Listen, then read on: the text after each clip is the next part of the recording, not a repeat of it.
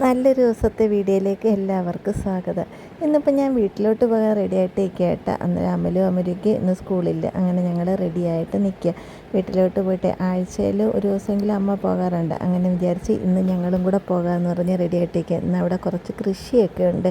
അന്നേരം മഞ്ഞളൊക്കെ നമുക്ക് എടുത്ത്, ഇപ്പം വെയിലാണല്ലോ, വെയിലിന് എടുത്തങ്ങ് ഉണക്കാമെന്ന് വെച്ചേട്ടാ. ഇപ്പം മഴയായി തുടങ്ങി, പക്ഷേ വീഡിയോ നേരത്തെ എടുത്തു വെച്ചതായിട്ടാ ഇപ്പോൾ എഡിറ്റ് ചെയ്ത് താമസിച്ച് ഇടാനായിട്ട്.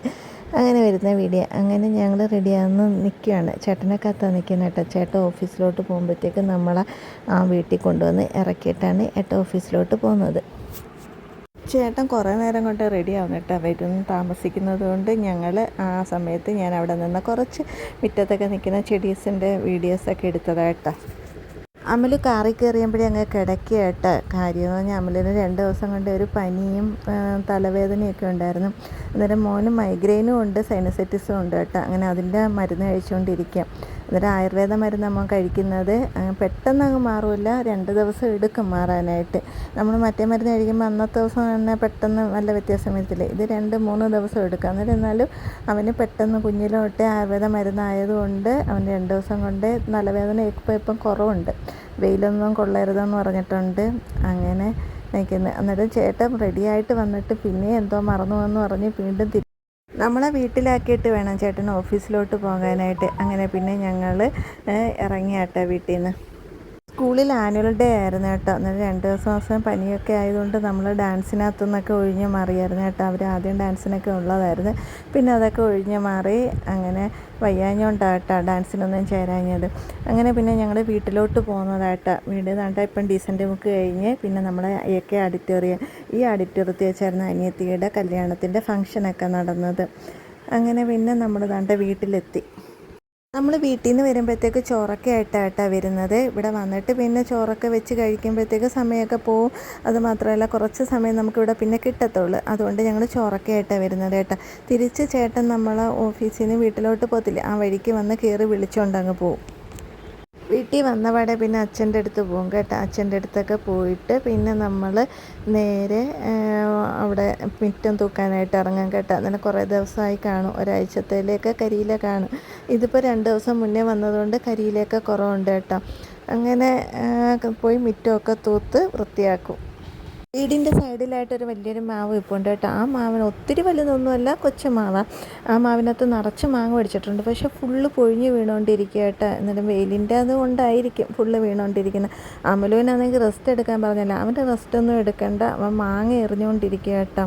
വെയിൽ കൊള്ളല്ലേ എന്ന് പറഞ്ഞിട്ടുണ്ട്. വെയിലില്ലാത്ത ഭാഗം നോക്കി ഇന്ന് മാങ്ങ എറിയാം. എന്തിനാണെന്നറിയാം, ഉപ്പും മുളകൊക്കെ കൂട്ടി കഴിക്കാൻ അമലുവിന് ഭയങ്കര ഇഷ്ടമാണ്.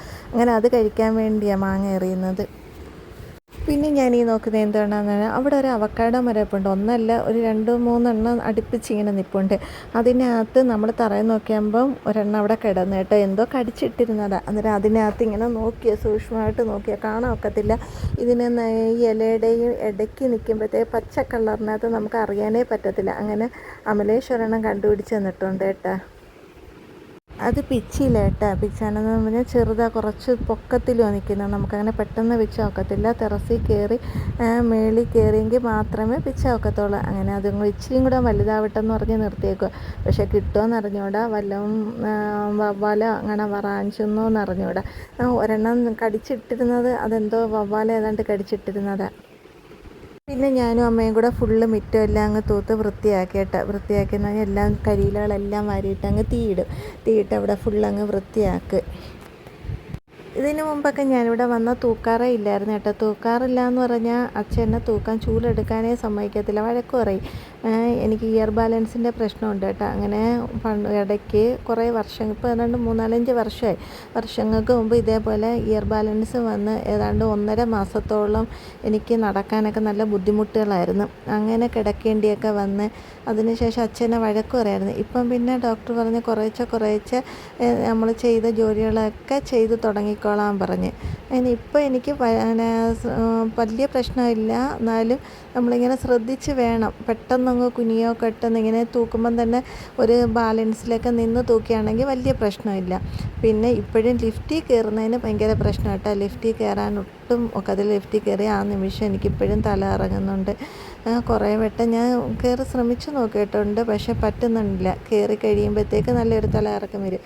പിന്നെ ഇത് കണ്ട നമുക്ക് അവിടെ കവുങ്ങ് മരമുണ്ട്, അതിനകത്ത് പാക്ക് നല്ലോണം പിടിച്ചിട്ടുണ്ട് കേട്ടോ.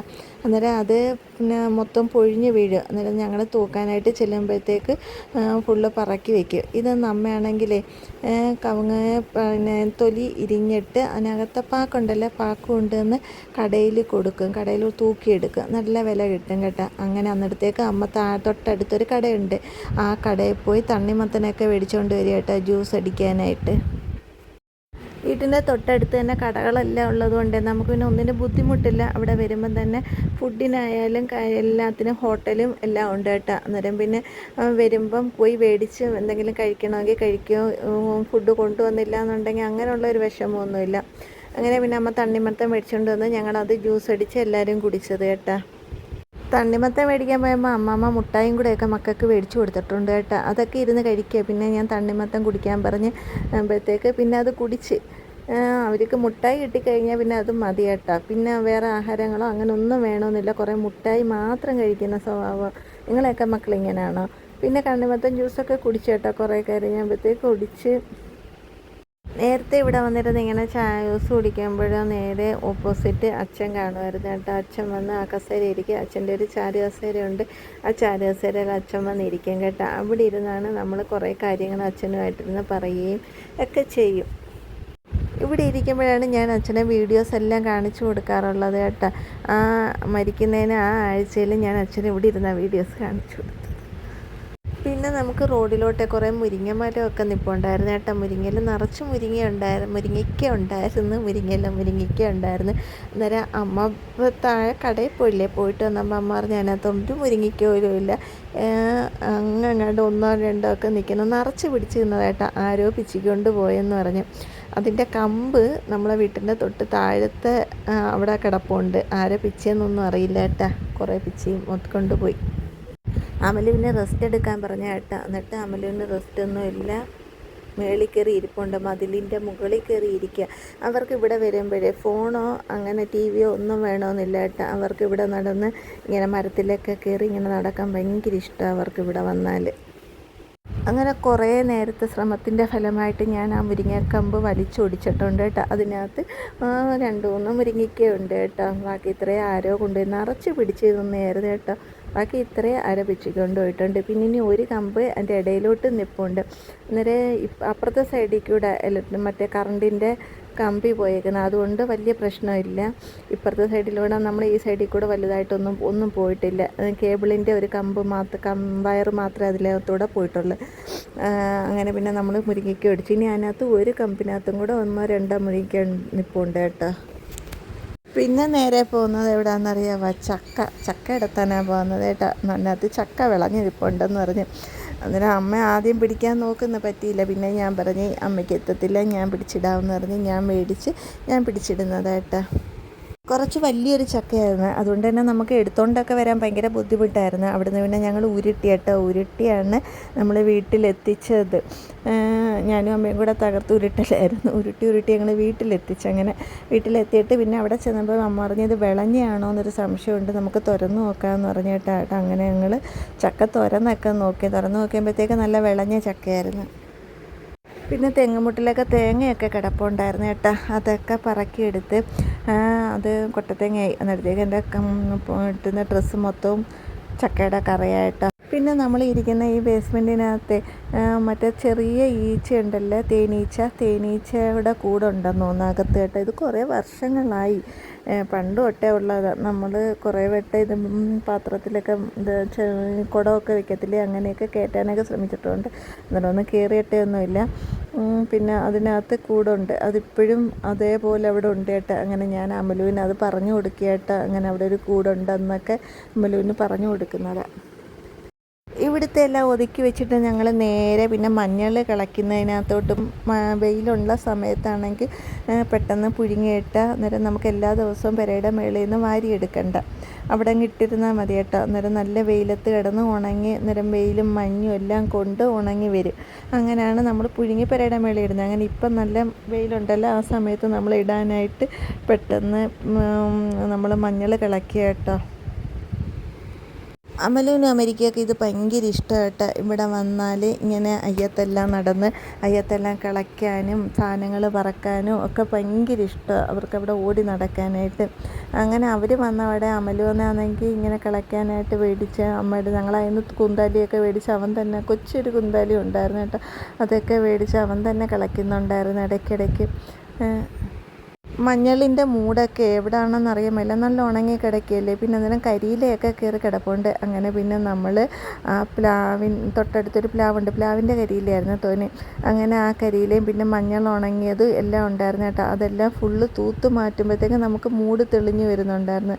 അങ്ങനെ ഞങ്ങൾ ചൂല് വെച്ച് ആദ്യം അത് ഫുള്ള് തൂത്ത് കുറേ വൃത്തിയാക്കിയിട്ട് മഞ്ഞൾ കിളച്ചെടുത്തത്.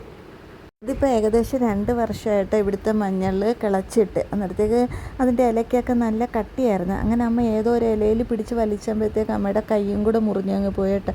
പിന്നെ പെട്ടെന്ന് കൈ നല്ലോണം കഴുകിയതിന് ശേഷം അവിടെ മുറിവ് മൂടി നിൽപ്പുണ്ടായിരുന്നു. അത് പിഴിഞ്ഞ് നമ്മൾ ആ മുറിവിനകത്ത് ഒഴിച്ച് പിന്നെ ബാൻഡേജൊക്കെ വെച്ച് ചുറ്റി. അന്നേരത്തേക്ക് ബ്ലഡൊക്കെ നിന്നിട്ട് അന്നേരത്തേക്ക് വേദനയും മാറി. അതൊക്കെ മുറിവ് മൂടി ഒഴിക്കുമ്പോഴത്തേക്ക് വേദനയൊക്കെ അങ്ങ് കുറയും.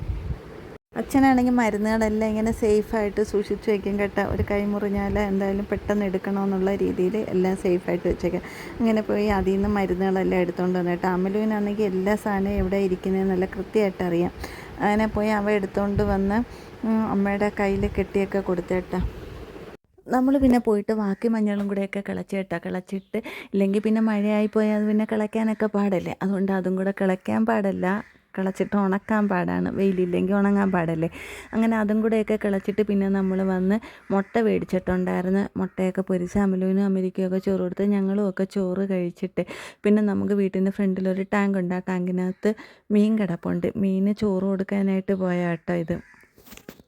പിന്നെ ഞങ്ങൾ അവിടെ വെച്ച് തന്നെ മഞ്ഞളൊക്കെ വൃത്തിയാക്കി കുറച്ച് വൃത്തിയാക്കിയിട്ട് കൊണ്ടുവന്നാൽ പിന്നെ എളുപ്പമുണ്ടല്ലേ. അതിന് ശേഷം പിന്നെ ഞങ്ങൾ ചക്ക 2-3 മുറിച്ച് കൊണ്ടുവരാമെന്ന് വെച്ച്. അവിടെ ആകുമ്പോൾ കോടാലി വെച്ച് പെട്ടെന്ന് നല്ലോണം കൊച്ചു പീസുകളായിട്ട് മുറിക്കാൻ പറ്റും. ഇവിടെ എൻ്റെ കയ്യിൽ പിച്ചാത്തിയേ ഉള്ളതിന് അതുകൊണ്ട് അതുകൊണ്ട് ഞാനാണെങ്കിൽ അവിടെ വെച്ച് തന്നെ ചക്ക കൊച്ചു പീസായിട്ട് മുറിച്ചിട്ട് കൊണ്ടുവരാനായിട്ട് നിൽക്കുമ്പോഴാണ് നമുക്ക് ചക്ക കൊടുക്കുന്നുണ്ടോ എന്ന് ചോദിച്ച് വണ്ടിക്കാർ വന്നത്.